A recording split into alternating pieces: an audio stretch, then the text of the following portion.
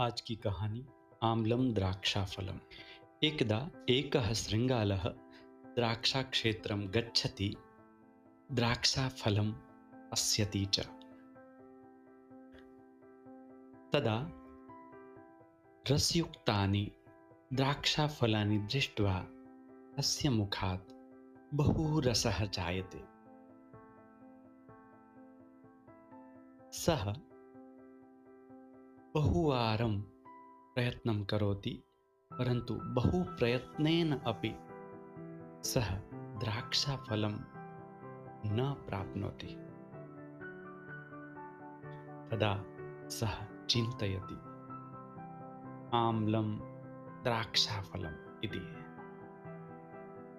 एवं सः ततः क्षेत्रात् निर्गच्छति।